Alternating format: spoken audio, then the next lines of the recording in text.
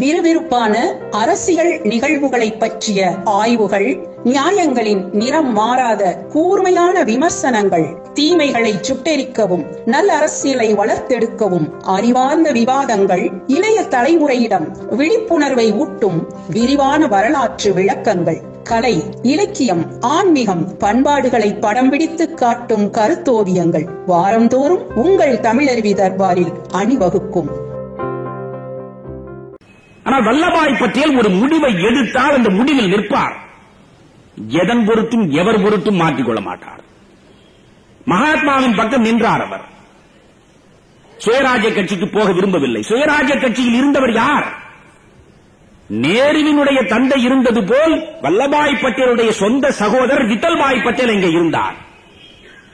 தன்னுடைய சகோதரர் விட்டல்பாய் பட்டேல் இங்கே இருக்கிறார் என்பதற்காக சஞ்சலப்படவில்லை வல்லபாய் பட்டேல். கண்மூடித்தனமாக காந்தியை கடைசி வரையில் பின்பற்றியவர் சர்தார் வல்லபாய் பட்டேல். மகாத்மா என்ன சொல்கிறார் அதுதான் அவருக்கு வேதம். எனவே அவர் மகாத்மாவின் பக்கம் நின்றார். இவர் இந்த பக்கமும் அந்த பக்கம் நிற்க முடியாமல் ஊசலாட்டத்தில் இருந்தார். ஆனால் அப்படி இருந்தது கூட வரலாற்றின் போக்கில் ஒரு நன்மையை உருவாக்கி கொடுத்தது. நண்பர்களே, 2 அணிகளில் ஏதாவது ஒரு அணியில் இருந்து கொண்டு வேகமாக வெறுப்பு விதைகளை விதைப்பதை விட நடுநிலையாளனாக நேரு இருந்த காரணத்தினால் இந்த 2 அணிகளோடும் பேசி பேசி மீண்டும் அவற்றை ஒன்றாக இணைப்பதற்கான முயற்சியை அவர் எடுத்தார். அந்த முயற்சி வெற்றி பெற்றது. இப்பொழுது ஜவஹர்லால் நேருவை பார்த்தால் இயக்க ரீதியாக அவர் எப்படி வளர்கிறார்? அவர் முதலில் அலகாபாத் காங்கிரஸ் கட்சியின் தலைவராக இருந்தார். இந்த தேசத்தினுடைய பிரதமராக இருந்தவர். இந்த தேசத்தை 17 ஆண்டு காலம் ஆண்ட அந்த மனிதனுடைய அரசியல் வாழ்வு எப்படி தொடங்குகிறது? ரொம்ப சாதாரணமாக தொடங்குகிறது. இப்பொழுது அவனவன் உள்ளே நுழைகிற பொழுதே முதலமைச்சராக வேண்டும் என்று கருதுகிறானே. ஆனால் அவர் என்ன செய்தார்? முதலில் அலகாபாத்தினுடைய நகர காங்கிரஸ் கமிட்டி தலைவராக முதலில் பொறுப்பேற்றார். பிறகு அலகாபாத் முனிசிபல் சேர்மனாக தேர்ந்தெடுக்கப்பட்டார். அதற்கு பிறகு ஐக்கிய மாகாணத்தினுடைய அந்த மாநில செயலாளர் பொறுப்புக்கு வந்தார். அதற்கு பிறகு அகில இந்திய காங்கிரசினுடைய செயலாளராக வந்தார். அதற்கு பிறகு அகில இந்திய இளைஞர் காங்கிரசினுடைய தலைவராகவும் ஏஐடியூசி என்று சொல்லப்படுகின்ற all India trade union Congress தொழிற்சங்கத்தின் தலைவராகவும் அவர் பொறுப்பேற்கிறார் 1928. இப்படி கொஞ்சம் கொஞ்சமாக அவர் வளர்ந்தார். நேதாஜியுடைய வளர்ச்சியை நீங்கள் எடுத்துக்கொண்டாலும் இளைஞர் அமைப்பிலும் தொழிலாளர் அமைப்பிலும் அவர் கவனம் செலுத்தியதனாலேதான் இந்தியா முழுவதும் இருந்த இளைஞர்களும் தொழிலாளர்களும் நேதாஜியின் பின்னாலே நின்றார். அதே போன்றுதான் அவருக்கு முன்பே ஜவஹர்லால் நேரு இளைஞர் அமைப்பிலும் தொழிலாளர் அமைப்பிலும் கவனம் செலுத்தினார். இந்த தேசத்தின் போற்றுதலுக்குரிய தலைவர்கள் ஒருவராக காங்கிரஸ் ஸ்தாபனத்தில் அவர் வந்து உட்கார்ந்தார். 1929 இது இந்திய தேசிய காங்கிரசின் வரலாறு என்பது இந்த தேசத்தின் விடுதலை போராட்ட வரலாறு. அதில் மிக முக்கியமான ஆண்டு இந்த 1929. 1929 வரையில் பரிபூரண சுதந்திரத்தை பெறுவதுதான் காங்கிரஸ் பேரியக்கத்தின் நோக்கம் என்று ஒருபோதும் அவர்கள் நினைந்ததுமில்லை, தீர்மானம் போட்டதுமில்லை, போராடியதுமில்லை. அதிகபட்ச நோக்கம் என்ன? வெள்ளையருடைய ஆளுகைக்கு உட்பட்ட டொமினியன் அந்தஸ்தோடு இந்த மண் நமக்கு கிடைத்தால் போதும், நம்மை நாமே ஆண்டு கொள்வோம். ஆனால் நம்முடைய மேலாதிக்கம் லண்டனிலேதான் இருக்கும். லண்டனின் மேலாதிக்கத்திற்கு உட்பட்ட சுயாட்சி, அதுதான் டொமினியன் ஆட்சி. அந்த டொமினியன் அந்தஸ்து கிடைத்தால் போதும் என்று நினைத்தார். ஒன்று தெளிவாக சொல்கிறேன், தொடக்கம் தொட்டு இறுதி வரையில் பரிபூரண சுதந்திரமே இந்த தேசத்தின் குறிக்கோள் என்பதில் மாற்றமில்லாமல் சிந்தித்து போராடிய ஒரு மனிதன் காங்கிரஸ் பேரியக்கத்தில் என்று இருந்தான் என்றால் அது ஜவஹர்லால் நேரு தான். 1927 சென்னையில் காங்கிரஸ் மாநாடு நடக்கிறது. அந்த மாநாட்டில் ஜவஹர்லால் நேரு பங்கேற்கிறார். அந்த மாநாட்டிலேதான் அவர் முதலாக ஒரு தீர்மானம் கொண்டு வருகிறார். என்ன தீர்மானம் தெரியுமா? இந்திய தேசிய காங்கிரசின் நோக்கம் பரிபூரண சுதந்திரத்தை பெறுவது என்று தீர்மானம் கொண்டு வந்தார். நீங்கள் இன்னும் வேகமாக நான் சொல்வதென்றால், நண்பர்கள், இன்னும் தெளிவாக சொல்வதென்றால், 1927 இப்படி ஒரு தீர்மானத்தை ஜவஹர்லால் நேரு கொண்டு வருவதற்கு முன்பே 1925 பெல்காமில் மகாத்மா காந்தியின் தலைமையில் காங்கிரஸ் மாநாடு நடந்த பொழுது பரிபூரண சுதந்திரத்தை பெறுவதுதான் காங்கிரசின் குறிக்கோளாக இருக்க வேண்டும் என்று தீர்மானம் கொண்டு வர முயன்றவர் வாவேசு ஐயர். ஆனால் அந்த தீர்மானத்தை அனுமதிக்காமல் புறந்தள்ளிவிட்டார்கள். அன்றைக்கு தீர்மானத்தை பரிந்துரைப்பதற்கும் ஆள் இல்லை, பரிசீலிப்பதற்கும் ஆள் இல்லை அப்பொழுது. ஆனால் வாவேசு ஐயர் தான் அதை முதலில் செய்தார். 1927 ஜவஹர்லால் நேரு சென்னையில் நடந்த காங்கிரஸ் மாநாட்டில் இந்த தீர்மானம் கொண்டு வந்தார். இந்த தீர்மானம் வருகிற பொழுது மகாத்மா காந்தி சொன்னார், ரொம்பவும் அவசரப்படுகிற சிந்தனை உள்ள மனிதனாக நீங்கள் இருக்கிறீர்கள். அவசரமாக சிந்தித்து அவசரமாக செயற்படுகிற மனிதனாக, இளமைக்குரிய போக்கோடு நீங்கள் இருக்கிறீர்கள் ஜவஹர்லால். இன்றைக்கு இப்படி ஒரு தீர்மானம் வருவது எந்த வகையிலும் யதார்த்தத்தை பிரதிபலிக்கக்கூடியது கிடையாது. இந்த தீர்மானத்தை கொண்டு வராதீர்கள் என்று சொல்லி அந்த தீர்மானம் மறுதளிக்கப்பட்டது.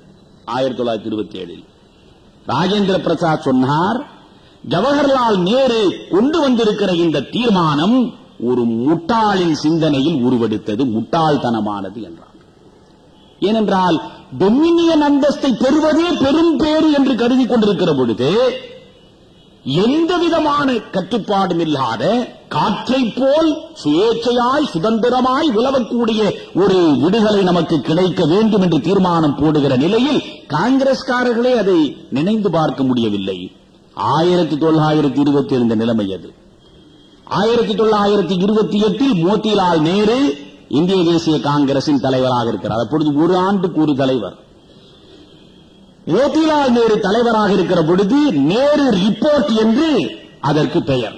மோதிலால் நேரு அறிக்கை கொடுத்தார் பிரிட்டிஷ் அரசாங்கத்திடம் தருவதற்கு.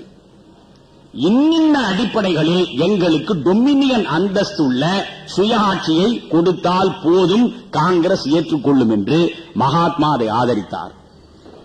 தந்தை இந்த அறிக்கையை தாக்கல் செய்கிற பொழுது அதை கடுமையாக எதிர்த்தவர் ஜவஹர்லால் நேரு. நான் ஏற்க மாட்டேன், இப்படி ஒரு அறிக்கையை நீங்கள் கொண்டு வருவீர்களானால் நான் காங்கிரஸ் காரிய கமிட்டியிலிருந்தும் ராஜினாமா செய்துவிட்டு வெளியே போய்விடுவேன் என்றார். ஆக அந்த அறிக்கையை அவர் ஏற்றுக்கொள்ளவில்லை. 1929 லாகூர் காங்கிரஸ் மாநாடு நடக்கிறது. இந்த தேசத்தில் முதலாக வாரிசு அரசியல் ஜனநாயக ரீதியாக உருவெடுத்த இடம் அதுதான். 1928 தலைவராக நாற்காலியில் அமர்ந்திருக்கின்ற மோதிலால் நேரு அந்த நாற்காலியில் எழுகிறார். அந்த நாற்காலியில் மகாத்மாவால் அமரச் செய்தவர் ஜவஹர்லால் நேரு. ஆனால் நண்பர்களே, அன்றைக்கு அகில இந்திய காங்கிரசினுடைய தலைவராக லாகூர் மாநாட்டில் வருவதற்கு ஏராளமான ஆதரவை பெற்றிருந்தவர் வல்லபாய் பட்டேல். பட்டேல் தான் தலைவராக வேண்டும் என்று கருதினார். அன்றைக்கு இருந்த காங்கிரஸ் மாநிலங்களில் இயங்கிக் கொண்டிருந்த காங்கிரஸ் தீர்மானங்களை வைத்துக் கொண்டு பார்த்தால் 10 மாநிலங்கள் மகாத்மா காந்தியே தலைவராக வேண்டும் என்று தீர்மானம் போட்டு அனுப்பி வைத்தன. 5 மாநிலங்கள் வல்லபாய் பட்டேல் தான் வர வேண்டும் என்று தீர்மானம் போட்டன. ஜவஹர்லால் நேருவுக்கு ஆதரவாக 3 மாநிலங்களில் தான் தீர்மானம் போடப்பட்டது. எனவே பெரும்பான்மை ஆதரவு அன்றைக்கு ஜவஹர்லால் நேருவுக்கு இல்லை. ஒன்று புரிந்து கொள்ள வேண்டும், மக்கள் தலைவனாக ஜவஹர்லால் நேரு மலர்ந்தாரே தவிர இயக்கத்தின் ஒட்டுமொத்த ஆதரவு பெற்ற தலைவராக கடைசி வரை ஜவஹர்லால் நேருவால் இருக்க முடியவில்லை. இதுதான் உண்மையான வரலாறு. வல்லபாய் பட்டேல் இருக்கிற வரையில் சொல்கிறேன். வல்லபாய் பட்டேல் இருக்கிற வரையில் இயக்கம் பட்டேலின் சட்டை பையிலே தான் இருந்தது. எனவே வல்லபாய் பட்டேல் தலைவராக வர விரும்பினார். மகாத்மா தான் பட்டேலை அமைதிப்படுத்தி ஜவஹர்லால் நேரு இருக்கட்டும் என்று சொன்னார். உலகம் முழுவதும் இருக்கக்கூடிய நாடுகளில் பயணித்தவர் ஜவஹர்லால் நேரு. உலக பார்வை உள்ளவர், பல்வேறு தத்துவங்களில் ஆழமான அறிவு பெற்றவர். எனவே வல்லபாய் பட்டேலை விட வல்லபாய் பட்டேல் முழுக்க முழுக்க இந்திய தன்மை உள்ள தலைவன். ஜவஹர்லால் நேரு சர்வதேசிய தன்மை உள்ள தலைவன். இதுதான் ரெண்டு பேருக்கும் உள்ள வித்தியாசம். சர்வதேசிய தன்மை உள்ள தலைவராக ஜவஹர்லால் நேரு இருந்ததனால்தான் காஷ்மீர் சர்வதேசிய பிரச்சனையாக போனது. இந்திய தன்மை உள்ள தலைவனாக இருந்த வல்லபாய் பட்டேலிடம் இருந்திருந்தால் காஷ்மீர் என்றைக்கோ பாகிஸ்தானிடமிருந்து வந்து சேர்ந்திருக்கும் என்று பேசுகிற வரலாற்று ஆசிரியர்கள் இன்றும் உண்டு என்று சொல்கிறேன். ஆக நண்பர்களே, 1929 மோதிலால் நேரு எழுந்தார், ஜவஹர்லால் நேரு வந்து அமர்ந்தார். நீங்கள் யோசிக்கலாம், வாரிசு அரசியல் அன்றே தொடங்கிவிட்டதப்பா என்று. ஆனால் சுகங்களை பகிர்ந்து கொள்வதற்காக உருவெடுத்த வாரிசு அரசியல் அல்ல அது. சோதனைகளை பகிர்ந்து கொள்வதற்காக, தியாகத்தை பகிர்ந்து கொள்வதற்காக, தன்னுடைய வாழ்க்கையை வருத்திக் கொள்வதை பகிர்ந்து கொள்வதற்காக உருவெடுத்த வாரிசு அரசியல் அது. உனக்கு பின்னால் நான் வந்து உட்கார்ந்தால் நீ உருவாக்கி வைத்திருக்கக்கூடிய எந்த சாம்ராஜ்யத்தின் எத்தனை விதமான சுகங்கள் எனக்கு கிடைக்கும் என்று கணக்கு போட்டு வந்ததில்லை. ஆனாலும் வாரிசு அரசியல் இந்தியாவில் ஜனநாயக அமைப்பில் வளர்த்தெடுக்கப்பட்ட முதல் அம்சம் அது. அதை மகாத்மா உருவாக்கினார் என்பதை புரிந்து கொள்ளுங்கள். மகாத்மா காந்தி தான் ஜவஹர்லால் நேருவை கொண்டு வந்து உட்கார வைத்தார். 1929 ஜவஹர்லால் நேரு காங்கிரஸ் இயக்கத்தினுடைய தலைமை பொறுப்பை ஏற்றார். அன்றுதான் நண்பர்களே, பரிபூரண சுதந்திரம் பெறுவது இந்திய தேசிய காங்கிரசின் ஒரே குறிக்கோள். அதை அடைகிற வரையில் ஒவ்வொரு ஆண்டும் ஜனவரி மாதம் 26ஆம் நாள் நாம் சுதந்திர தினத்தை பெறுகிற நாளாக, நினைவுபடுத்திக் கொள்ளுகிற நாளாக, நம்மை அதற்காக அர்ப்பணித்துக் கொள்ளுகிற நாளாக ஒவ்வொரு ஆண்டும் அதை கொண்டாட வேண்டும் நாடு முழுவதும் என்று முடிவெடுத்து தீர்மானம் கொண்டு வந்தார்கள். நம்மில் பல பேருக்கு சுதந்திர தினம் ஆகஸ்ட் 15, குடியரசு தினம் ஜனவரி 26. இந்த ரெண்டும் எதற்காக கொண்டாடப்படுகிறது என்று கேட்டு பாருங்கள். நான் நிறைய படித்தவரோடு கூட கேட்டிருக்கிறேன். ஜனவரி 26 எதற்கு? அது நம்மை நாமே ஆண்டு கொள்வதற்காக அரசியலமைப்பு சட்டத்தை உருவாக்கி கொடுத்தோமே, அதுதான் குடியரசு நாள். சரி, ஆகஸ்ட் மாதம் 15ஆம் நாள் நாடு விடுதலை பெற்றது. இந்த நாளில்தான் நாங்கள் விடுதலையை பெறுவோம் என்று நான் கேட்டவன் தரவில்லை, அன்றுதான் தருவோம் என்று அவன் முடிவெடுத்தான். இவற்றையெல்லாம் நாம் தெளிவாக தெரிந்து கொள்ள வேண்டும். ஆகஸ்ட் மாதம் 15ஆம் தேதி என்று நிர்ணயித்தது மகாத்மா அல்ல, ஜவஹர்லால் நேரு அல்ல, வல்லபாய் பட்டேல் அல்ல. அதை நிர்ணயித்தவன் லார்ட் மவுண்ட் பேட்டன். காரணம் வேறொன்றுமில்லை. 1945ஆம் ஆண்டு ஆகஸ்ட் மாதம் 15ஆம் தேதிதான் ஜப்பான் அவனிடம் சரணடைந்தது. 7,50,000 ஜப்பானிய ராணுவம் அவன் கண் முன்னாலே ஆயுதங்களை கீழே வைத்துவிட்டு சரணடைந்ததே, அதுதான் லார்ட் மவுண்ட் பேட்டனின் வாழ்வில் திருநாள். அந்த திருநாளை அவன் நெஞ்சிலே வைத்துக் கொண்டுதான் அதை நினைவுபடுத்துவதற்கு ஆகஸ்ட் 15ஆம் தேதி அவன் நிர்ணயித்தான். உடனே இந்தியாவிலே இருக்கிற அத்தனை ஜோதிட அறிஞர்களும் பொங்கினார்கள். படுபாவிகளே, அந்த 15ஆம் நாள் ஜோதிடப்படி நல்ல நாள் இல்லை. இந்த 15ஆம் தேதி நீங்கள் சுதந்திரம் பெற்றால் நாடு வளர்ச்சியே அடையாது, அழிந்துவிடும் என்று அத்தனை ஜோதிடர்களும் குரல் கொடுத்தார்கள். பிறகு என்ன நடந்து தெரியுமா? நாம் பேசிக்கொண்டு நள்ளிரவில் அவனா நள்ளிரவில் கொடுத்தான். ஜோதிடம் பார்த்து 15ஆம் தேதி நாம் நாடு விடுதலை பெற்றதாக, சுதந்திரம் பெற்றதாக ஏற்றுக்கொண்டால் 15ஆம் தேதி பதவியேற்பு விழாவை நடத்தினால் நாட்டுக்கு நல்லதல்ல என்று மரியாதைக்குரிய மகத்தான அறிவுஜீவிகளாக விளங்கிய கிரகங்களை வைத்துக் கொண்டு எல்லாவற்றையும் கணிக்கிற ஜோதிடர்கள் சொன்னதற்கு பயந்து ஆகஸ்ட் மாதம் 14ஆம் தேதி நள்ளிரவில் நாம் சுதந்திரத்தை வைத்துக் கொண்டோம். நேரம் பார்த்து அது நள்ளிரவு 12 மணி தாண்டியதும் 15, வெள்ளைக்காரன் கணக்குப்படி, தமிழன் கணக்குப்படி அல்ல, வெள்ளைக்காரன் கணக்குப்படி 12 மணி தாண்டியதும் அடுத்த நாள் பிறந்து விடுகிறது. அதனால் ஆகஸ்ட் 15 சுதந்திர தினம் என்று நாம் சொல்லிக் கொண்டிருக்கிறோமே, அவன் கொடுத்ததை ஜோதிடம் பார்த்து 14ஆம் தேதி நள்ளிரவில் அவசரமாக அரசியல் நிர்ணய சபையை கூட்டி இந்த சுதந்திரத்தை பெற்று உலகமே உறங்கிக் கொண்டிருக்கிற பொழுது இந்த தேசத்தின் சுதந்திரம் கண்விழித்தது என்று ஜவஹர்லால் நேரு கவிதை மனத்தோடு பேசினார். ஆக இது அவன் கொடுத்தது.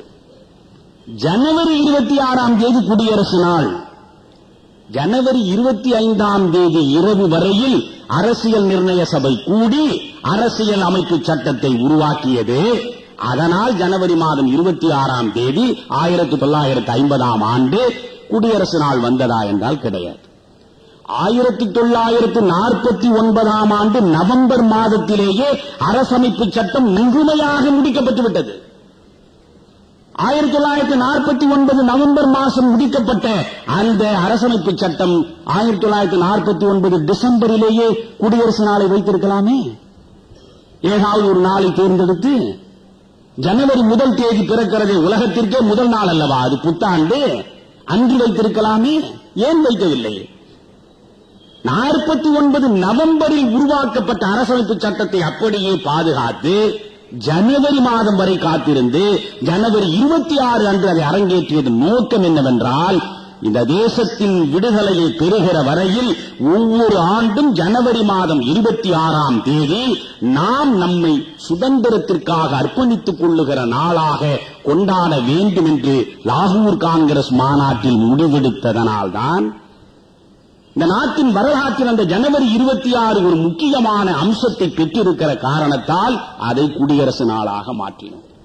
எனவே ஜவஹர்லால் நேருவின் தலைமை இந்திய தேசிய காங்கிரசுக்கு கிடைக்கிற வரையில் பரிபூரண சுதந்திரம் இந்த தேசத்தின் குறிக்கோளாக இருந்ததில்லை.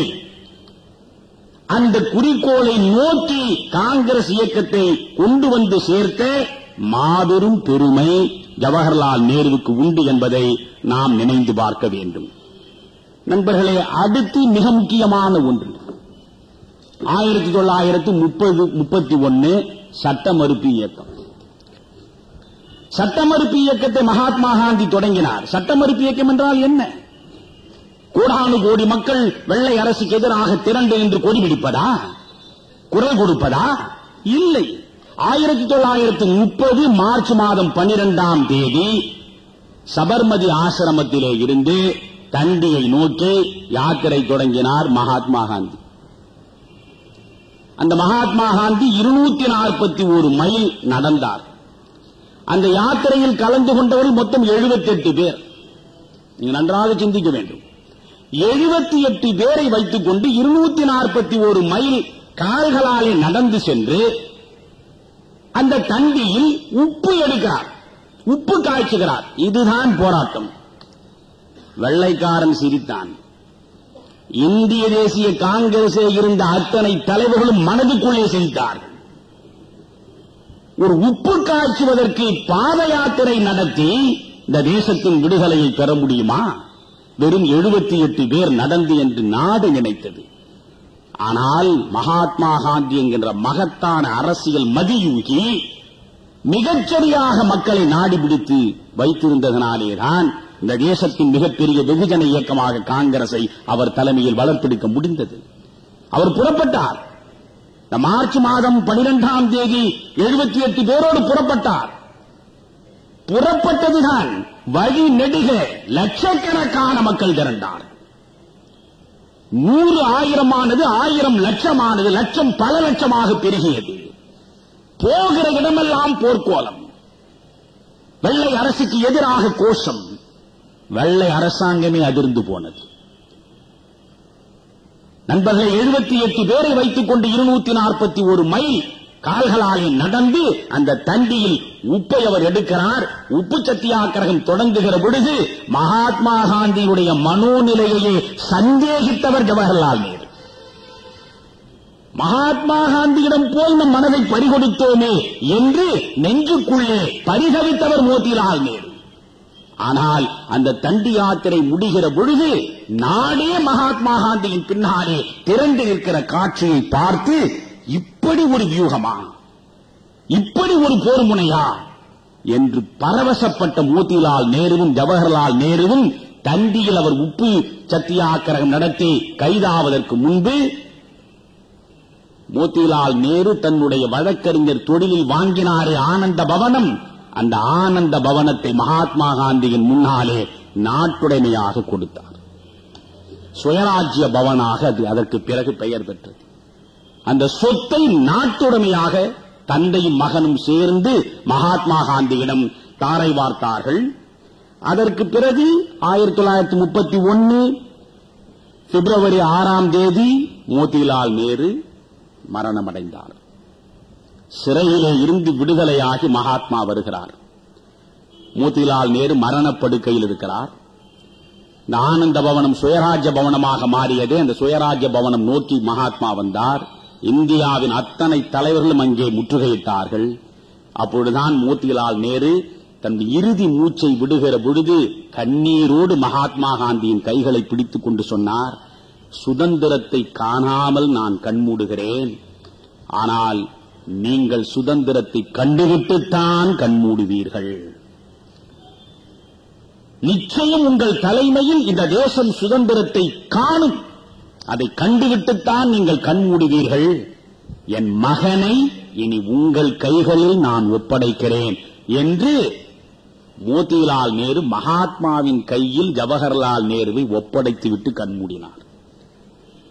ஜவஹர்லால் நேருடைய வாழ்க்கையில் மிகப்பெரிய வெற்றிடம் அது. அந்த தந்தைக்கும் மகனுக்கும் இடையே இருந்த பாச உணர்வு அலைகளை எல்லாம் அவ்வளவு எளிதாக நாம் பேசியோ எழுதியோ வெளிப்படுத்திவிட முடியாது. இந்த தந்தையின் செல்வாக்கு மகன் மீது அப்படி, மகனின் செல்வாக்கு தந்தையின் மீது அப்படி. எனவே அந்த தந்தையை 1931 ஜவஹர்லால் நேரு பறிகொடுக்கிற பொழுது வாழ்க்கையில் ஒரு பெரிய வெற்றிடம் ஏற்படுகிறது. தன்னுடைய மகனுக்கு திருமணம் செய்வதற்காக நண்பர்களே 7 ஆண்டு காலம் அவர் நடத்திய முயற்சி இருக்கிறதே, அது தனி வரலாறு. 7 ஆண்டு காலம் ஜவஹர்லால் நேருவுக்கு 19 வயதானதும் அவருக்கு மணமகள் தேடத் தொடங்கினார் மோதிலால் நேரு. கோடீஸ்வர குடும்பத்தில் அவள் பிறந்திருக்க வேண்டும் என்றெல்லாம் அவர் கருதவில்லை. அவர் வைத்த குறைந்தபட்ச ஒரே நிபந்தனை காஷ்மீர் பிராமண சமுதாயத்தை சார்ந்தவளாக இருக்க வேண்டும். காஷ்மீர் பிராமணராக இருந்ததனால் அந்த காஷ்மீர் பிராமண குடும்பத்தில் ஒரு பெண்ணாக இருக்க வேண்டும். இவ்வளவு பெரிய சொத்துக்களை, இவ்வளவு பெரிய ஆற்றல் மிக்க ஒரு குடும்பத்தை ஏற்று நடத்துகின்ற பண்பு நலன் சார்ந்த ஒரு பெண்மணி வேண்டும் என்று மோதிலால் நேரு தேடினார். அது ஒரு பெரிய தனி கதை. அது ஒவ்வொரு பெண்ணை பற்றியும் புகைப்படத்தோடு எழுதி அனுப்புவார். அதை ஜவஹர்லால் நேரு மறுப்பார். நண்பர்கள், 7 ஆண்டு கால முயற்சிக்கு பின்னாலே அவர் கண்டுபிடித்த பெண்மணிதான் கமலா. கமலாவை ஜவஹர்லால் நேரு கைபிடிக்கிற பொழுது கமலாவுக்கு வயது 16, ஜவஹர்லால் நேருவுக்கு வயது 26. 10 ஆண்டு காலம் இருவருக்கும் இடையே வித்தியாசம்.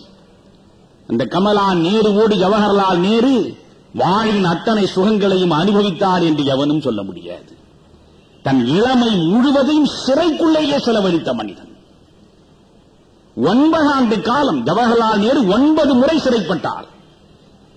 1945 வரையில் 1921 இருந்து 1945 வரை இடைப்பட்ட 24 ஆண்டு காலத்தில் 9 முறை அவர் சிறைப்பட்டார். 7 முறை அவர் ஐக்கிய மாகாணத்திலேயே சிறைப்பட்டார். 8வது முறை கல்கத்தாவிலே சிறை வைக்கப்பட்டார். இறுதியாக 9வது முறை பம்பாயில் குவிட் இந்தியா மூவ்மெண்ட், வெள்ளையனை வெளியேறு என்ற இயக்கம் தொடங்கிய சூழலில் அத்தனை தலைவர்களும் கைது செய்யப்பட்டார்களே. ஆகாகான் மாளிகையில் மகாத்மா காந்தி சிறை வைக்கப்பட்டார். அகமது நகர் கோட்டையில் ஜவஹர்லால் நேரு சிறை வைக்கப்பட்டார். 1041 நாட்கள் தொடர்ந்து அந்த சிறையில் தவம் இருந்த மனிதன் ஜவஹர்லால் நேரு. 1041 நாள் தொடர்ந்து தன் வாழ்வில் 9 முறை சிறை சென்றார். 9 ஆண்டு காலம் முழுமையாக சிறையிலே அவர் செலவழித்தார். ஒரு முறை நண்பர்களே, சிறைக்கு உணவு எடுத்துக் கொண்டு வந்த தன்னுடைய தாய் பழிக்கப்பட்டாள் என்ற செய்தி, சிறை அதிகாரிகளால் அவள் புறக்கணிக்கப்பட்டால், பழிக்கப்பட்டாள் என்ற செய்தி ஜவஹர்லால் நேருவுக்கு கிடைத்ததும் சிறையில் இருக்கிற வரையில் யாரையும் நாம் பார்ப்பதில்லை என்று முடிவெடுத்து 7 மாத காலம் எந்த மனிதனையும் பார்க்காமல் தனிமை தவம் இருந்தவன் ஜவஹர்லால் நேரு. அதை ஒரு முறை அவர் தன்னுடைய ஆட்டோபயோகிராபியில் அவர் சொல்கிறார், ஒரு நாயினுடைய குரைப்பு சத்தத்தை கேட்டு எத்தனையோ மாதங்கள் ஆகிவிட்டன. ஒரு நாயின் குரைப்பு சத்தத்தை கூட கேட்க முடியாத தனிமை தவம் காராக்கிரகத்தின் கம்பிகளுக்கு பின்னாலே ஜவஹர்லால் நேரு இந்த நாட்டிற்காக நடத்தினார்.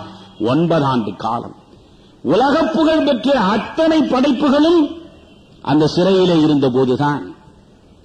1921 45 சிறையில் இருக்கிற போதுதான் letters from a father to his daughter, தன் அருமை மகள் இந்திரா பிரியதர்சினிக்கு அவர் எழுதிய ஒவ்வொரு கடிதமும் ஒவ்வொன்றும் ஒரு உலக இலக்கியம். நண்பர்களே, ஜவஹர்லால் நேரு ஒரு அரசியல்வாதி என்பதை விட ஜவஹர்லால் நேருவின் இதயம் இருக்கிறதே, அது ஒரு இலக்கியவாதியின் இதயம். ஜவஹர்லால் நேருவினுடைய ஆங்கிலத்தை நீங்கள் இந்தியர்கள் மாதிரி ஜவஹர்லால் நேருவின் ஆங்கில உச்சரிப்பு இருக்காது. முழுக்க முழுக்க அந்த யூரோப்பியன் ஆக்சென்டோடு தான் அவர் பேசுவார். அவருடைய ஆங்கிலம் அப்படிப்பட்டது, அந்த மொழி ஆளுமை அப்படிப்பட்டது. அவர் நினைத்திருந்தால் உலகத்தின் மிகச்சிறந்த கவிஞர்களில் ஒருவனாய், மிகப்பெரிய இலக்கியவாதியாய் வந்திருக்க முடியும். இலக்கியத்திற்கு கிடைத்த இழப்பு அது. ஆனால் இந்திய அரசியலுக்கும், இந்திய மனிதர்களுக்கும், இந்திய பொது வாழ்க்கைக்கும் கிடைத்த வரவு ஜவஹர்லால் நேருவினுடைய அரசியல் பிரவேசம். அவர் எழுதிய அற்புதமான புத்தகம் letters from a father to his daughter, மகளுக்கு எழுதிய கடிதங்கள், கிளிம்சஸ் ஆஃப் வேர்ல்ட் ஹிஸ்டரி. இந்த கிளிம்சஸ் ஆஃப் வேர்ல்ட் ஹிஸ்டரி ஒன்று படித்தால் போதும், உலகம் முழு இது ஒன்றுமில்லை. ஏற்கனவே எஜி வெல்ஸ் எழுதியிருக்கிறான் அவுட்லைன் ஆஃப் ஹிஸ்டரி என்று.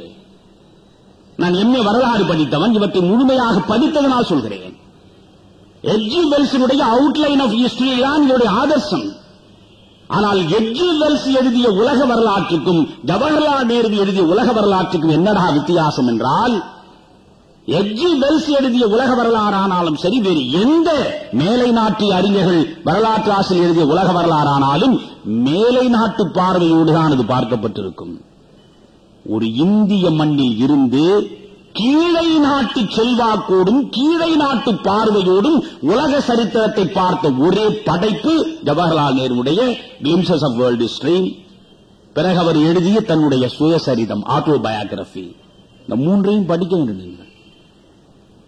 கடைசியில் அவர் அகமது நகர் கோட்டையிலே 42 சிறைக்கு போய் 45 வெளியே வருவதற்கு 3 ஆண்டு காலம் அங்கே தவம் இருந்தாரே, அப்பொழுது அவர் எழுதினார் டிஸ்கவரி ஆஃப் இந்தியா.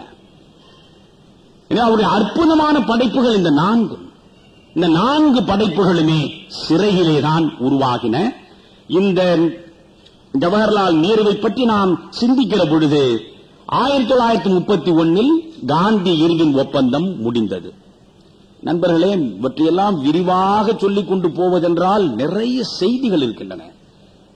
இன்னும் நான் 25 விழுக்காடு தான் சொல்லி இருக்கிறேன். 1931 காந்தி இர்வின் ஒப்பந்தம் நடக்கிறது. காந்தி இர்வின் ஒப்பந்தத்தை ஜவஹர்லால் நேரு ஏற்றுக்கொள்ளவில்லை. காந்தி இர்வின் ஒப்பந்தம் முழுக்க முழுக்க சரணாகதி ஒப்பந்தம் என்று கருதியவர் ஜவஹர்லால் நேரு. வட்டமேஜை மாநாட்டில் எப்படியாவது காங்கிரஸ் கலந்து கொள்ள வேண்டும் என்று கடுமையாக முயன்ற இர்வின் மகாத்மா காந்தியின் மனதை மாற்றுகிறார். வட்டமேஜை மாநாடு நடப்பதற்கான சூழ்நிலை உருவாகிறது. 1931 கராச்சியில் காங்கிரஸ் மாநாடு வல்லபாய் பட்டேல் தலைமையில் நடக்கிறது. அப்பொழுதுதான் பகத்சிங் தூக்கிலே தொங்கிய நேரம். பகத்சிங் தூக்கிலே தொங்கி சில நாட்களான சூழலில் தான் கராச்சியில் காங்கிரஸ் மாநாடு நடக்கிறது. மகாத்மாவே திரும்பி போ என்று பஞ்சாபிலே உள்ள அத்தனை இளைஞர்கள் ஒன்றாக திரண்டு கருப்பு கொடி காட்டினார்கள். அன்றைக்கு மகாத்மாவுக்கு இளைஞர்கள் கிளர்ந்து இருந்தார்கள் மகாத்மாவுக்கு எதிராக. அந்த 31 நடந்த கராச்சி காங்கிரஸ் மாநாட்டில் இந்த காந்தி இர்வின் ஒப்பந்தத்தின் சகல ஷரத்துக்களையும் அப்படியே ஏற்றுக்கொள்ள வேண்டும் என்று தீர்மானம் கொண்டு வர வேண்டும் மகாத்மா நினைத்தார். ஜவஹர்லால் நேரு எதிர்த்தார். அத்தனை இடதுசாரிகளும் எதிர்த்தார். நேதாஜியிலிருந்து அத்தனை இடதுசாரிகளும் அதை எதிர்த்தார்கள். இந்த அத்தனை இடதுசாரிகளும் நேருவுக்கு பின்னாலே நின்றார்கள். நேரு கடுமையாக எதிர்க்கிறார். நாமும் சேர்ந்து நிற்போம், கடைசி வரை நேரு பின்வாங்க மாட்டார் என்று. ஆனால் என்ன நிகழ்ந்தது தெரியுமா நண்பர்களே? மாநாடு தொடங்குகிற பொழுது மகாத்மா அவரை தனியாக பார்த்து பேசியதும் அந்த செல்வாக்குக்கு உட்பட்டு எந்த தீர்மானத்தை ஏற்க மாட்டேன் என்று கலக கொடி பிடித்தாரோ அந்த தீர்மானத்தை ஜவஹர்லால் நேரு தான் முன்மொழிந்தார். அந்த தீர்மானத்தை நேரு முன்மொழிந்த அந்த கணத்தில் அவர் மீது இருந்த இடதுசாரிகளின் மயக்கம் அகன்றுவிட்டது. அவருடைய செல்வாக்கு கொஞ்சம் சரிந்த இடம் அது. இனி இந்த மனிதனை நாம் நம்பி பயன் கிடையாது, இவன் போர்க்களத்தில் நிலையாக நிற்கிற போராளி இல்லை என்று இடதுசாரிகள் முடிவெடுத்தார். நேதாஜிக்கும் ஜவஹர்லால் நேருவுக்கும் இடையே ஆழ்ந்த நட்புணர்ச்சி இருந்தது. மை எல்டர் பிரதர் என்றுதான் நேதாஜி ஜவஹர்லால் நேருவை சொல்வார். ஆனால் இந்த 31 இருந்து நேருவின் மீது இருந்த மயக்கம் நேதாஜிக்கும் கொஞ்சம் கொஞ்சமாக விலகத் தொடங்கியது. பிறகு காந்தி இர்வின் ஒப்பந்தத்தை தீர்மானமாக ஏற்றுக்கொண்டார்கள். பட்டமேசை மாநாட்டுக்கு மகாத்மா காங்கிரசின் பிரதிநிதியாக புறப்படுகிற பொழுது வேண்டாம் என்று தடுத்தவர் ஜவஹர்லால் நேரு. அவமானப்பட்டு நீங்கள் திரும்ப போகிறீர்களே தவிர இதனால் எந்த நன்மையும் கிடைக்கப் போவதில்லை என்று சொன்னார். மகாத்மா மீறி சென்றார். எல்லாவிதமான அவமானங்களையும் சுமந்து கொண்டு திரும்பி வந்தார். வந்தவர் மீண்டும் சிறைக்குள்ளே தள்ளப்பட்டார். காங்கிரஸ் தடை செய்யப்பட்ட இயக்கமாக அறிவிக்கப்பட்டது. காங்கிரஸ் தடை செய்யப்பட்ட இயக்கமாக மகாத்மா லண்டனிலே இருந்து வந்த பிறகு அறிவிக்கப்பட்டது. அதற்கு பிறகு 1934 மகாத்மா காந்திக்கும் ஜவஹர்லால் நேருக்கும் இந்த செய்திகளை மட்டும் தனியாக பேசலாம். 1934 மகாத்மா காந்தியினுடைய அணுகுமுறைகளில், நடைமுறைகளில், போராட்ட வியூகங்களில் நம்பிக்கையை இழந்துவிட்ட இடதுசாரிகள் எல்லாம் சேர்ந்து காங்கிரசுக்குள்ளேயே ஒரு கட்சி தொடங்கினார். அதுக்கு பெயர் தான் காங்கிரஸ் சோசியலிஸ்ட் பார்ட்டி. காங்கிரஸ் சோசியலிஸ்ட் பார்ட்டியை தொடங்கியோர் சாதாரண மனிதர்கள் அல்ல. அதிலேதான் ஜெயபிரகாஷ் நாராயண், ஆச்சாரிய நரேந்திர தேவ், கிருபலானி, ராம் மனோகர் லோகியா, மினு மசானி. வேடிக்கை என்ன தெரியுமா? மினு மசானி மிகப்பெரிய சோசியலிசவாதி. ஆனால் அவர்தான் பிறகு சோசியலிசத்திற்கு முழு எதிரியாக இருந்த ராஜாஜியினுடைய சுதந்திரா பார்ட்டி, அந்த சுதந்திரா கட்சிக்கு தலைவராக போயிருந்தவர். ஒவ்வொருவருக்கும் இப்படி பல எதிர்பாராத அவல பள்ளத்தாக்குகள் அமைந்து விடுகின்றன. அங்கே அவர் தலைகவிழ்ந்து விழுந்து விடுகிறார்கள். இந்த மிகப்பெரிய அறிவாளிகள், மிகப்பெரிய சிந்தனையாளர்கள் எல்லாம் சேர்ந்து உள்ளுக்குள்ளே காங்கிரஸ் சோசியலிஸ்ட் பார்ட்டியை தொடங்கினார்கள். இதில் நேரு தலைமை ஏற்க வேண்டும் என்று விரும்பினார்கள். ஏனென்றால் நேரு ஒரு சோசியலிஸ்ட். அப்பொழுது எல்லா பிரச்சனைகளும் சோசியலிசத்தின் மூலம் தான் தீர்க்க முடியும் என்று திடமாக நம்பியவர் அவர். அவரை தலைமை ஏற்க சொன்னார்கள். மகாத்மாவுக்கு எதிராக வந்து நிற்க அவர் விரும்பவில்லை. இந்த அத்தனை சோசியலிஸ்டுகளின் மீதும் ஜவஹர்லால் நேருக்கு மரியாதை இருந்தது. காந்தியை விட்டுவிட்டவர் விரும்பவில்லை. காந்தி பார்த்தார், ஒரு பக்கம் சோசியலிஸ்டுகள் நம்மை ஏற்றுக்கொள்ளவில்லை, இன்னொரு பக்கம் நாம் பெரிதும் நம்புகிற ஜவஹர்லால் நம்மை திரும்ப திரும்ப விமர்சித்துக் கொண்டிருக்கிறார். இந்த காங்கிரஸே வேண்டாம், நான் காங்கிரசிலிருந்து ராஜினாமா செய்தோடு என்று சொல்லிவிட்டு போய்விட்டார். அவர் நிர்மாண திட்டங்களுக்கு போய்விடுகிறார். ஜவஹர்லால் நேரு பார்த்தார், ஒன்றும் பிடிபடவில்லை, நான் ஐரோப்பிய பயணம் போகிறேன் என்று கமலா நேருவை அழைத்துக் கொண்டு அவர் போய்விடுகிறார். நண்பர்களை ஒன்று புரிந்து கொள்ள வேண்டும், மகாத்மா காந்தியினுடைய கொள்கையை ஜவஹர்லால் நேரு ஏற்றுக்கொள்ளவில்லை. மகாத்மா காந்தியின் உயிர் மூச்சு கொள்கை அஹிம்சை. ஜவஹர்லால் நேருவின் உயிர் மூச்சு கொள்கை அதுவா? கிடையாது. மகாத்மா காந்தியினுடைய மிகப்பெரிய போராட்ட அணுகுமுறை கதர் இயக்கம். ஜவஹர்லால் நேருடைய போராட்ட முறை அதுவா? கிடையாது. மகாத்மா காந்தியுடைய பொருளாதார கொள்கை இண்டஸ்ட்ரியலைசேஷன் என்பதே கூடாது, பெருந்தொழில்களே கூடாது. ஆனால் பெருந்தொழில் வேண்டும் என்று நினைத்தவர் ஜவஹர்லால் நேரு.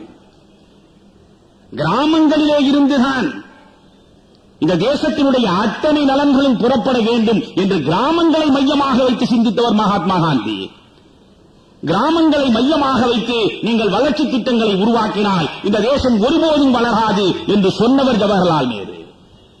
காரணம், கிராமங்களிலே இருப்பவர்கள் அறியாமை இருளிலே மூழ்கி கிடக்கிறார்கள். அறியாம இருளில் அழுந்தி கிடக்கிற கிராமங்களிலே இருந்து நீங்கள் இந்த தேசத்தின் வளர்ச்சியை உருவாக்க வேண்டும் என்று சொன்னால் இந்த தேசம் வளராது என்று சொன்னவர் ஜவஹர்லால் நேரு. ஆக ஜவஹர்லால் நேருவுக்கு மகாத்மா காந்தியின் பொருளாதார கொள்கைகளின் நம்பிக்கை இல்லை, மகாத்மா காந்தியின் அஹிம்சையின் நம்பிக்கை இல்லை, மகாத்மா காந்தியின் போராட்ட முறைகளில் தொடக்கத்தில் எந்த போராட்டம் என்று அவருக்கு நம்பிக்கை கிடையாது. இப்படி முரண்பட்டு நின்ற அந்த ஜவஹர்லால் நேருவை மகாத்மா தான் திரும்ப திரும்ப அகில இந்திய காங்கிரசின் தலைவராக்கினார். 1929 மகாத்மாவின் முயற்சியாலேதான் அவர் தலைவரானார். 1929 லாகூர் காங்கிரஸ் மாநாட்டில் ஜவஹர்லால் நேரு தலைமை ஏற்கிற பொழுது அந்த நேருவை பற்றிய ஒரு அற்புதமான சித்திரத்தை மகாத்மா கொடுத்தார். அதுதான் ஜவஹர்லால் நேருவுக்கு கிடைத்த மிகப்பெரிய பாராட்டு பத்திரம். மகாத்மா சொல்கிறார், he is pure as crystal, he is truthful beyond suspicion, the nation is safe in his hands. He is pure as crystal, பளிங்கை விட பரிசுத்தமானவன். சாகர வரை ஜவஹர்லால் நேருவினுடைய பொது வாழ்க்கை அப்படித்தான் இருந்தது. ஒரு 10 செப்பு காசை தன் பதவியை பயன்படுத்தி ஜவஹர்லால் நேரு தனக்கென்று சேர்த்தார் என்று ஒருவனும் நாவில் பல்படுகிறார் போல் பேசிவிட முடியாது. எனவே பளிங்கை விட பரிசுத்தமானவராக, ட்ரூத்ஃபுல் பியாண்ட் சஸ்பிஷன், சந்தேகத்திற்கே இடமில்லாத உண்மை சார்ந்தவனாக இருக்கிற இந்த Jawaharlal நேருவிடம்தான் the nation is safe in his hands, the தேசம் அவனுடைய கைகளில் தான் பாதுகாப்பாக இருக்கும் என்று சொன்னார். 1929 அவரைத்தான் கொண்டு வந்தார். 1936 இதே ஜவஹர்லால் நேருவை மறுபடியும் வல்லபாய் பட்டேல் தலைவராக வர விரும்புகிற பொழுது அவரை தடுத்துவிட்டு நேருவை தான் மகாத்மா காந்தி கொண்டு வந்து உட்கார வைத்தார். 1946 இதே ஜவஹர்லால் நேருவை மீண்டும் மகாத்மா தான் கொண்டு வந்து உட்கார வைத்தார். 3 முறை மகாத்மாவே கொண்டு வந்து உட்கார வைத்தார். ஆக தன்னுடைய கொள்கைகளிலிருந்து முற்றிலும் எதிராக இருந்த ஜவஹர்லால் நேருவை ஆற தழுவி மகாத்மா அணைத்துக் கொண்டாரே ஏன்? வல்லபாய் பட்டேல் அவருடைய நிழலாக தொடர்ந்தவர். காந்தியம் எதுவோ அதை முழுமையாக ஏற்றுக்கொண்ட 100% காந்தியன். வல்லபாய் பட்டேல் 100க்கு 100 விழுக்காடு காந்தியன். காந்தியத்தின் அத்தனை கொள்கைகளையும் ஏற்றுக்கொண்டவர் வல்லபாய் பட்டேல். ஆனால் அவரை புறம் தள்ளிவிட்டு ஜவஹர்லால் நேருவை மகாத்மா ஏற்றதன் ஒரே நோக்கம் இதுதான், சர்வதேசிய பார்வைக்கு உட்பட்ட, சர்வதேசிய செல்வாக்கு உள்ள, இந்தியாவினுடைய மக்கள் செல்வாக்கு உள்ள ஒரே மனிதன் ஜவஹர்லால் நேரு. இவன் தலைமை ஏற்றால்தான் இந்த தேசம் வளமாக இருக்கும் என்றவர் மனமாற நம்பினார். அதனால் மகாத்மா சிலருடைய கசப்புகளையும் மீறி ஜவஹர்லால் நேருவிடம் அந்த பொறுப்பை கொடுத்தார் என்பதை நாம் புரிந்து கொள்ள வேண்டும். இங்கிருந்து ஐரோப்பிய பயணம் போனார். மகாத்மா காங்கிரஸை விட்டு வெளியேறு என்று சொல்லிவிட்டு நிர்மாண பணிகளில் மூழ்கினார். இப்பொழுது நமக்கு வேலை இல்லை என்று சொல்லிவிட்டு ஐரோப்பிய பயணத்தில் ஜவஹர்லால் நேரு ஈடுபட்டார். அங்கேதான் 1935 கமலா நேரு மரணமடைந்தார். 1935 இளம் வயதிலேயே கமலா நேரு மரணத்தை தழுவினார். கமலா நேருவை பறிகொடுத்துவிட்டு அங்கிருந்து சுவிட்சர்லாந்திலே இருந்து திரும்பிய ஜவஹர்லால் நேரு மீண்டும் மகாத்மாவால் அகில இந்திய காங்கிரசின் தலைவராக பொறுப்பை ஏற்கிறார். 1938-39 நேதாஜி சகாப்தம். 1936 ஜவஹர்லால் நேரு தலைவராக இருந்தார். 1937 இந்திய அரசமைப்பு சட்டத்தின்படி தேர்தல் நடந்தது. இதையெல்லாம் விளக்கிக் கொண்டு போனால் மிகப்பெரிய வரலாற்றை சொல்ல வேண்டும். அதுவரையில் முஸ்லீம் லீக் என்பது ஒரு பேப்பர் டைகர், ஒரு காகித புலி. அது ஒரு இயக்கமே அல்ல, ஒரு ஸ்தாபனமே அல்ல. இஸ்லாமியருடைய ஆதரவை பெற்றது இயங்கவே இல்லை. ஆனால் அதை வைத்து எப்படியாவது நாம் பயன் பெற்றுவிட வேண்டும் என்ற வெறியோடு ஜின்னா புறப்பட்டார். லண்டனிலே தொழில் பார்த்துக் கொண்டிருந்த வழக்கறிஞர் தொழில் பார்த்துக் கொண்டு ஜின்னா வந்தார். இந்த முஸ்லீம் லீகின் தலைமையை ஏற்றார். 37 தேர்தல் களம். அன்றைக்கு 30 கோடி இந்தியர்கள், 23 கோடி பேர் இந்துக்கள், 7 கோடி பேர் முஸ்லிம்கள். ஊர் ஊராக சென்றார் ஜின்னா. முஸ்லீம்கள் இருக்கிற இடங்களுக்கெல்லாம் போனார். 23 கோடி இந்துக்களின் கால்களில் 7 கோடி முஸ்லீம்கள் நசுங்கி கிடக்கிறீர்களே, உங்கள் உரிமைகளை நீங்கள் பெற வேண்டும் என்றால் முஸ்லீம் லீகுக்கு நீங்கள் வாக்களிக்க வேண்டும் என்று சொன்னார். பிறகு மகாத்மா போனார். காங்கிரஸ் என்பது இந்துக்களின் இயக்கம் இல்லை, இது இந்தியர்களின் இயக்கம். முஸ்லீம்களும் இந்துக்களும் ஒருவருக்கொருவர் அன்பு சார்ந்த சகோதரர்கள் என்று நான் கருதுகிறேன். நீங்கள் அத்துணை பேரும் சகோதரர்களாக இயங்க வேண்டும் என்று ஆசைப்பட்டால் காங்கிரசுக்கு வாக்களியுங்கள் என்று சொன்னார். காங்கிரஸ் மகத்தான வெற்றியை பெற்றது. 228 தொகுதிகளில் 29 தொகுதிகளில் மட்டும்தான் ஐக்கிய மாகாணத்தில் முஸ்லீம் லீக் வெற்றி பெற்றது. Muslim League was summarily rejected by Muslim voters என்று வரலாற்று ஆசிரியர் எழுதுகிறார்கள். முஸ்லீம்கள் ஏற்றுக்கொள்ளவில்லை. நண்பர்களே, ஒட்டுமொத்த முஸ்லீம்களுடைய வாக்கில் முஸ்லீம் லீகுக்கு கிடைத்த வாக்கு எவ்வளவு தெரியுமா? 4.8% தான். 4.8% முஸ்லிம்கள் மட்டும்தான் முஸ்லீம் லீகுக்கு வாக்களித்தார்கள். எப்பொழுது? 1937. ஆனால் 1946 நடைபெற்ற தேர்தலில் முஸ்லீம் தனி தொகுதிகளில் நின்ற எல்லா இடங்களிலும் முஸ்லீம் லீக் வெற்றி பெற்றதே. 4.8% முஸ்லிம்கள் மட்டுமே ஆதரவு கொடுத்த அந்த இயக்கம் 37 இடைப்பட்ட 9 ஆண்டு காலத்தில் ஏன் மாறினார்கள்? அது ஒரு தனி கதை. அதுதான் இந்துத்துவ கதை, அதுதான் இந்து மகாசபை கதை, அதுதான் RSS பரிவாரங்களின் கதை. எனவே இவற்றையெல்லாம் சிந்திக்க வேண்டும். 1937 ஜவஹர்லால் நேரு இயங்கினார், களத்திலே நின்றார், காங்கிரஸ் பெருவெற்றி பெற்றது. 38 நேதாஜி தலைமை பொறுப்பை ஏற்கிறார். மகாத்மாவை அழைத்து கொடுத்தார். வெளிநாட்டிலே இருந்த நேதாஜியை அழைத்து கொடுத்தார் மகாத்மா தலைமையை. 38 நேதாஜி ஏற்றுக்கொண்டார். 39 மீண்டும் நேதாஜி நிற்க வேண்டும் என்று கருதினார். நேதாஜி ஜவஹர்லால் நேருவை நம்புகிறார். நேரு நமக்கு பக்கத்திலே நிற்பார், நம்பினார். நேருவின் ஆதரவு நமக்கு இருக்கிறது என்று எண்ணினார். ரவீந்திரநாத் தாகூர் ஜவஹர்லால் நேருவுக்கு தனிப்பட்ட ஒரு கடிதம் எழுதுகிறார். மகாத்மா நேதாஜியை இந்த முறை வரக்கூடாது என்று தடுப்பதற்காக பட்டாபி சீதாராமையாவை வேட்பாளராக நிறுத்தியிருக்கிறார். ஜவஹர்லால் நேரு அவர்களே, உங்களை நான் தனிப்பட்ட முறையில் வேண்டிக் கொள்கிறேன், உங்கள் ஆதரவை நேதாஜிக்கு நீங்கள் வழங்க வேண்டும் என்று கேட்டார். ஆனால் காந்திய செல்வாக்குக்கு உட்பட்டு நின்ற ஜவஹர்லால் நேரு நேதாஜியிடம் நெருக்கமான நட்பு பூண்டவராக இருந்தும் காந்தியடிகள் பக்கத்தில் நின்றாரே தவிர நேதாஜியின் பக்கத்தில் நிற்கவில்லை. அதையும் மீறி 2000 வாக்கு வித்தியாசத்தில் நேதாஜி வெற்றி பெற்றார். நேதாஜி வெற்றி பெற்ற பிறகு நேதாஜியை இயங்க விடாமல் அன்றைக்கு அத்தனை தலைவர்களும் நேரு உட்பட காங்கிரஸ் காரிய கமிட்டியிலிருந்து விலகினார்கள். வேறு வழி இல்லாமல் நேதாஜி காங்கிரசில் இருந்து தலைமை பதவியை கொடுத்துவிட்டு வெளியே போனார். ஃபார்வர்ட் பிளாக் தொடங்கினார். இங்கே இயங்க முடியாத சூழ்நிலையில் வெளிநாடு போனார். வேறு கதை. ஆக அப்பொழுது மகாத்மா காந்தி பக்கத்தில் ஜவஹர்லால் நேரு நின்றதும் நேதாஜிக்கு மிகப்பெரிய அதிர்ச்சி. 27 பக்கம் டைப் அடித்த கடிதம். நண்பர்களே, ஜவஹர்லால் நேருவுக்கு நேதாஜி அந்த கடிதம் முழுவதும் படிக்க வேண்டும். 27 பக்கம் டைப்டு பேப்பர்ஸ் அனுப்பியிருக்கிறார். கடுமையான குற்றச்சாட்டு நேருவின் மீது. எந்த கொள்கையிலும் நீங்கள் நிலையாக நிற்கக்கூடியவர் கிடையாது, உங்களுக்கு உண்மையான சோசியலிசம் என்னவென்று தெரியுமா என்று தொடங்கி கடுமையாக பேசுகிறார். இந்த விமர்சனங்களை நேரு ஏற்றுக்கொள்கிறார். ஏன்? மகாத்மா காந்தியினுடைய அன்பை பறிகொடுத்து விடக்கூடாது என்பதற்காக மகாத்மாவின் பக்கத்தில் அவர் நின்றார். அதற்கு பிறகு ஆகஸ்ட் புரட்சி 1942 பம்பாயில் கோவாலியா மைதானத்தில் மாநாடு கூடுகிறது. யாரும் எதிர்பாராத வகையில் ஏற்கனவே வாரதா ஆசிரமத்தில் கூடிய செயற்குழு நிறைவேற்றிய தீர்மானத்தின் அடிப்படையில் கோவாலியா மைதானத்தில் கூடி நிற்கிற காங்கிரஸ் மாநாட்டில் நேரு முன்மொழிகிறார், வல்லபாய் பட்டேல் வழிமொழிகிறார், அப்துல் கலாம் ஆசாத் அப்பொழுது காங்கிரஸ் பேரியக்கத்தின் தலைவராக இருக்கிறார். அதுதான் குவிட் இந்தியா, வெள்ளையனே வெளியேறு.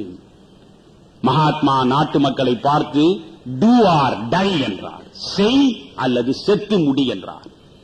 அதிலேதான் ஜவஹர்லால் நேரு அந்த தீர்மானத்தை முன்மொழிந்து பேசுகிற பொழுது சொன்னார், struggle, eternal struggle against the British Empire. போராட்டம் சாசுவதமான முடிவற்ற போராட்டம் இந்த பிரிட்டிஷ் பேரரசுக்கு எதிராக இன்று தொடங்கப்படுகிறது என்று சொன்னார். அந்த தீர்மானம் நிறைவேற்றப்பட்டவுடன் அடுத்த நாளே காங்கிரஸ் கமிட்டியில் இருந்த அத்தனை செயற்குழு உறுப்பினர்களும் சிறைக்கு போனார். மகாத்மாவிலிருந்து நேருவிலிருந்து அத்தனை பேரும் சிறையில் தள்ளப்பட்டார்கள். 45 வெளியே வருகிறார்கள். 1946 இன்ட்ரிம் கவர்மெண்ட், இடைக்கால அரசாங்கம் உருவாக்கப்படுகிறது. இந்த இடைக்கால அரசாங்கத்தை பற்றி மட்டும் நண்பர்களே, இந்த தேசத்தின் வரலாற்றை முழுமையாக அறிந்து கொள்ள வேண்டும் என்ற ஆர்வம் இருந்தால் நீங்கள் இவற்றையெல்லாம் தேடி தேடி விரிவாக படிக்க வேண்டும்.